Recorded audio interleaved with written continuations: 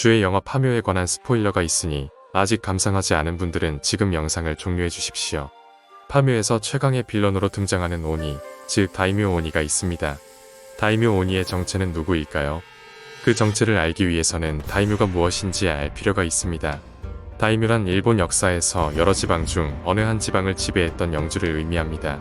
이들은 정치 지도자이자 군사 지휘관이었으며 도요토미 히데요시가 일본을 통일하기 전 일본의 패권을 놓고 서로 전쟁을 벌였습니다. 히데요시의 일본 통일 후 다이묘들은 임진왜란에 참여 또는 동원되기도 했습니다. 파묘의 다이묘 오니도 임진왜란에 참여했다는 언급이 있습니다. 그리고 결정적인 단서는 세키가하라 전투에 참여했고 패배해서 목이 잘렸다는 것이죠. 세키가하라 전투란 히데요시의 죽음과 임진왜란 종료로부터 2년 뒤인 1600년 히데요시의 아들을 등에 업은 다이묘 이시다 미스나리를 중심으로 한서군 다이묘들 그리고 이시다 미스나리를 타도하고 일본의 패권을 차지하려는 다이묘 도쿠가와 이에야스를 중심으로 한동군 다이묘들 사이에 일어난 전투입니다. 당시로서는 일본 역사상 최대의 전투라고도 이야기되는 전투입니다. 세키가하라는 일본 본토인 혼슈의 가운데 위치했는데요. 미스나리 등 서군은 세키가하라를 기준으로 서쪽에 있는 오사카를 근거지로 했기 때문에 서군이라 불리게 되었습니다. 반면 이에야스 등 동군은 세키가하라를 기준으로 동쪽에 있는 에도, 즉 오늘날의 도쿄를 근거지로 했기 때문에 동군이라 불리게 되었습니다. 세키가하라 전투에서는 이에야스가 이끄는 동군이 승리하고 미스나리가 이끄는 서군이 패배했습니다. 패배한 서군 장수들 중에는 그 뒤에 목이 잘린 이들이 있습니다. 그렇다면 다이묘, 임진왜란 참가, 세키가하라 전투 패배, 참수 4가지 조건에 맞아떨어지는 다이묘가 파묘의 다이묘 오니일 것입니다. 그렇다면 후보는 5명입니다. 그럼 후보들을 한 명씩 살펴보겠습니다. 첫 번째 후보는 이시다 미스나리입니다. 이시다 미스나리는 젊은 시절부터 히데요시 밑에서 군사행정을 담당하며 성장한 다이묘였습니다. 임진왜란 때도 병력 동원 및 수송, 군수 등 군사행정을 맡는 한편 평양성을 탈환하고 남하하는 명군을 맞아 싸워 벽제관 전투에서 승리를 거두기도 했습니다. 그러나 행주대첩에서 권율이 이끄는 조선군에 대패했고 이때 크게 부상을 입었다고 합니다. 조선에 대해 왠지 깊은 원한이 있을 듯한 경력입니다. 세키가하라 전투 패배 후 산속에 숨었다가 잡혀 처형당하게 되었습니다. 목이 잘리기 전 이시다 미스나리는 자신을 형장으로 끌고 가던 무사에게 목이 마르니 물을 달라고 했습니다. 그 말을 들은 무사는 대신 곶감을 줬는데요. 미스나리는 곶감이 몸에 해롭다며 안 먹겠다고 했습니다. 그러자 무사는 이제 곧 목이 잘릴 텐데 물을 마셔서 뭐하냐고 미스나리는 사람이란 죽을 때까지 자신의 몸을 돌보아야 한다고 말했다고 합니다. 미스나리는 죽는 순간까지도 다시 한번 싸우려는 뜻을 품고 있었음을 알 수 있습니다. 결국 미스나리는 목이 잘렸지만 그가 당시 지녔던 위세를 생각해봤을 때 그가 마지막까지도 삶에 집착했고 다시 한번 싸우기를 원했다는 점을 생각했을 때 다이묘 온이라는 악령으로 되살아난 사람은 미스나리라고 보기에 충분하다 할 것입니다. 두 번째 후보는 고니시 유키나가입니다. 고니시는 임진왜란 당시 제1군을 이끌고 조선을 침략했습니다. 부산진, 동래성 함락, 탄금대 전투 승리에 이어 조선의 수도인 한양, 이어서 평양까지 점령하는 등 연전연승했습니다. 그러나 이후 전쟁이 장기화되면서 고니시의 운명 또한 수렁에 빠지게 됩니다. 행주대첩에서의 패배가 대표적입니다. 고니시는 임진왜란 시기 조선 측으로부터 소서행장이라는 한자시 기름으로 불렸습니다. 그의 라이벌이었던 가토 기요마사는 가등청정이라는 이름으로 불렸지요. 가토는 임진왜란 당시 불국사를 불태우는 등 문화재 파괴를 일삼아 여러 작품에서 포악한 성격으로 그려집니다.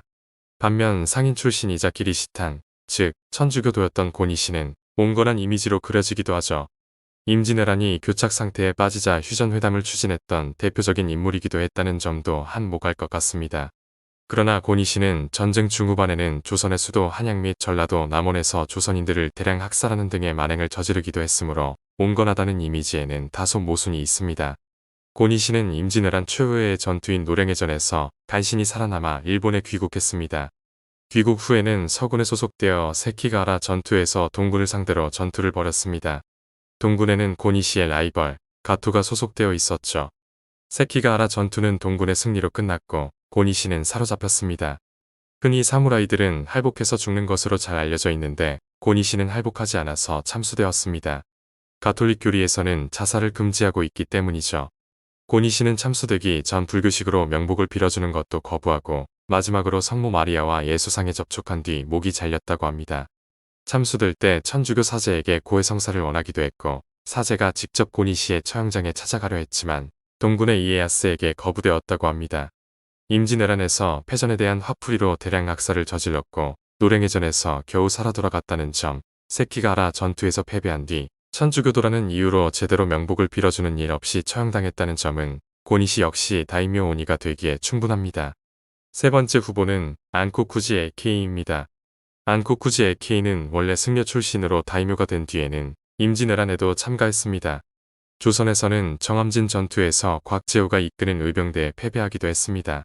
그러나 웅치 전투, 금산 전투에서는 조선군을 상대로 승리했으며 점령 지역에서 아이들에게 일본어를 가르치도록 하거나 머리 모양을 일본식으로 바꿔버렸다고도 합니다. 이시다 미스나리와 마찬가지로 행주대첩에서는 권율이 이끄는 조선군에 패배했습니다. 이후 세키가하라 전투에서는 서군 측 다이묘로 참전했지만 이 전투에서 동군이 승리하면서 잡혀 참수되었습니다. 일본 승려 출신으로 오컬트적인 요소가 있으며 조선에서 수차례 조선 관군 및 의병들과 승패가 엇갈리기도 했습니다. 또 세키가하라 전투에서 패배에 참수되었다는 점이 파묘의 다이묘 오니 후보로서 유력하다고 할 수 있습니다. 네 번째 후보는 오타니 요시스구입니다. 임진왜란 시기 행주대첩에서 패배했던 오타니는 세키가하라 전투 때는 서군 측 다이묘로 참가했습니다. 일찍이 히데요시의 부하로 함께 활동했고 서군을 이끌었던 미스나리와도 가까운 관계였다고 알려져 있습니다. 그러나 이 전투에서 서군은 패배했고 오타니는 할복 자살했다고 합니다.